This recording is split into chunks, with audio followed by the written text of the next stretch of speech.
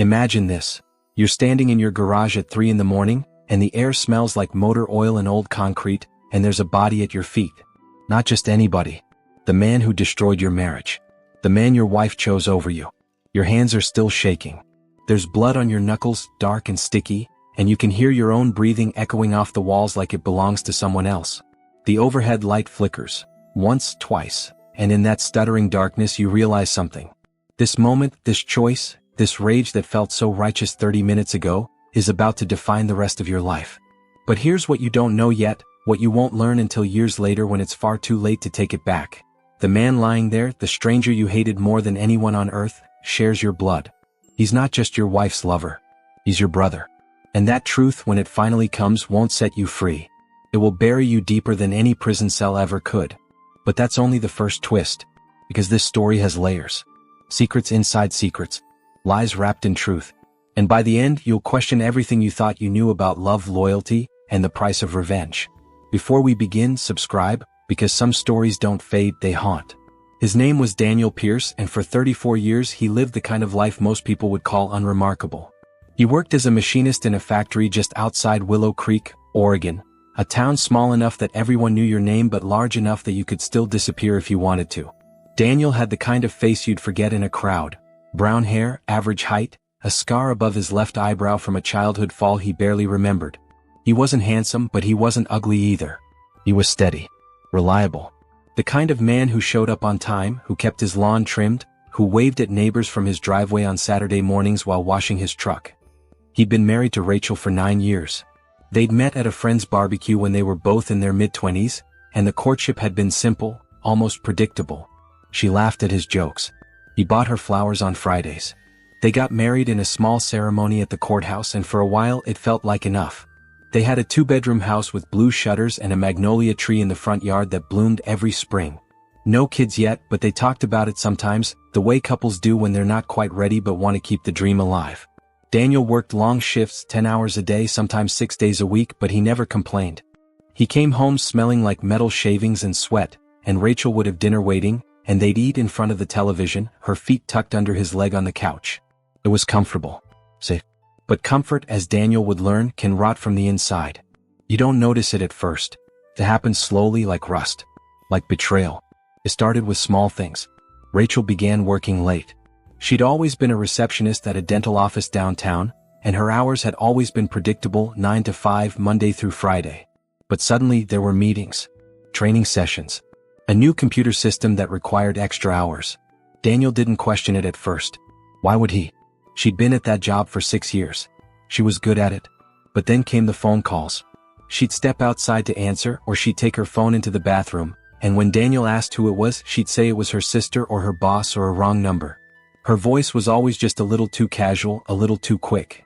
He'd catch her staring at her screen, smiling at something, and when she noticed him watching, the smile would vanish.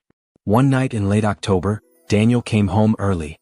The factory had shut down a line for maintenance, and his supervisor sent everyone home at 3. He walked into the house and heard the shower running upstairs. Rachel's purse was on the kitchen counter, her phone beside it, face down. He stood there for a long time, listening to the water hammer through the pipes, listening to his own heartbeat. He told himself not to look. He told himself he trusted her. But trust is a fragile thing, and once the doubt creeps in, it spreads like spilled ink. He picked up the phone. It wasn't locked. She'd always said she had nothing to hide. The messages were all there. Hundreds of them. From someone named Jay. The words were intimate, explicit, the kind of language that made Daniel's stomach turn. There were photos. Plans to meet. Promises whispered in digital text that should have been spoken to him. He set the phone down exactly where he'd found it. He didn't confront her. Not yet. He just stood in the dark kitchen, and the refrigerator hummed, and upstairs the shower stopped, and he heard her moving around, drying off, humming a song he didn't recognize. And in that moment, Daniel Pierce felt something inside him crack clean in half. For 2 weeks, Daniel said nothing. He went to work. He came home. He smiled when Rachel kissed him hello.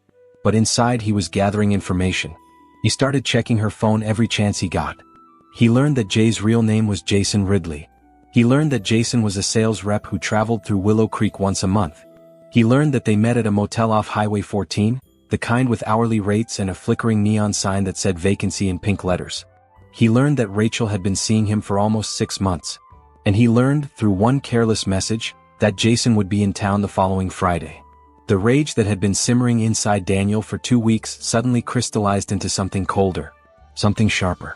He didn't think of himself as a violent man. He'd never been in a fight, not since middle school. But betrayal has a way of rewriting your moral code. It makes you see the world in absolutes. Victim and villain.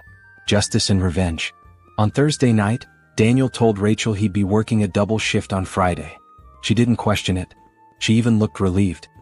He watched her pack an overnight bag for what she said was a trip to visit her mother in Portland.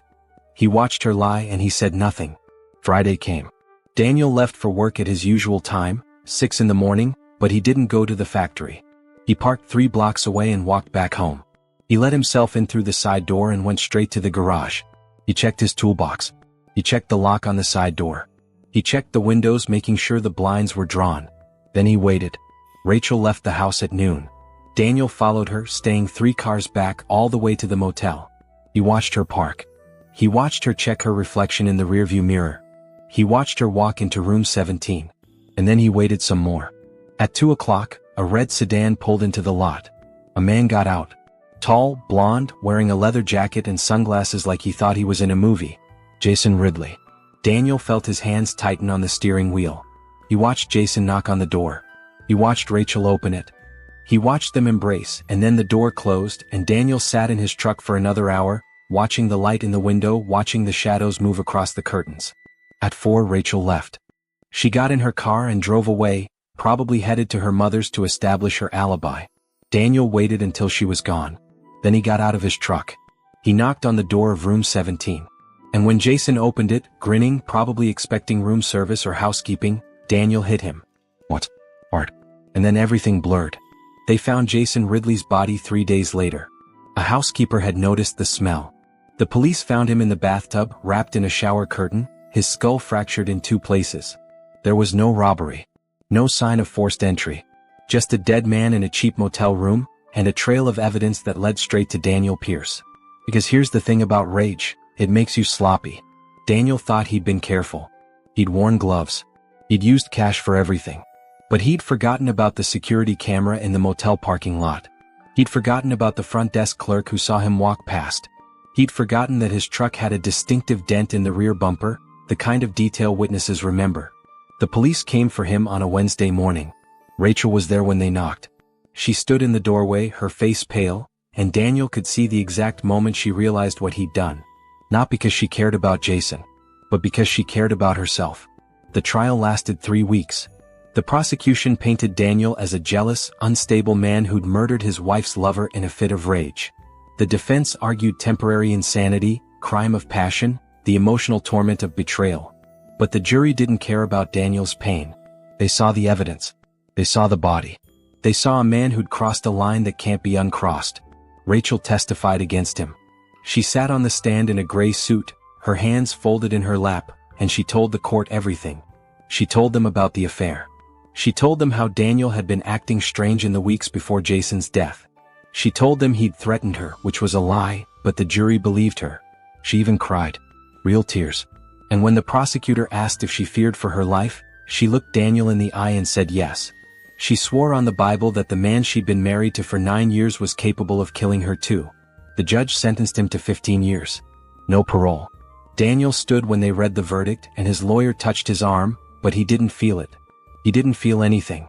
He looked at Rachel in the gallery and she looked away. What would you do if this happened to you? Comment below. Years later, when Daniel had served 8 years of his sentence, something happened that most inmates only dream about. A letter arrived. It was from a woman named Margaret Holloway, and she lived in Spokane, Washington, a city Daniel had never visited. The letter was short, handwritten on lined paper, the kind you'd find in a child's notebook. It said, "I think you should know the truth about Jason Ridley. I'm his mother. And I recently found out something that changes everything. Prison does strange things to time. Days feel like years. Years feel like nothing."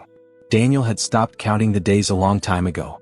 He'd stopped thinking about Rachel, stopped thinking about the life he'd lost. He worked in the prison library shelving books, and at night he read whatever he could find. Mysteries mostly. Stories where justice eventually won. He didn't believe in that anymore, but he liked the structure of it. The inevitability. So when the letter came, he almost didn't open it. What could Jason's mother possibly have to say to him? But curiosity, or maybe just boredom, made him unfold the paper. And what he read made his hands go numb. Margaret Holloway explained that after her son's death, she'd been going through his belongings.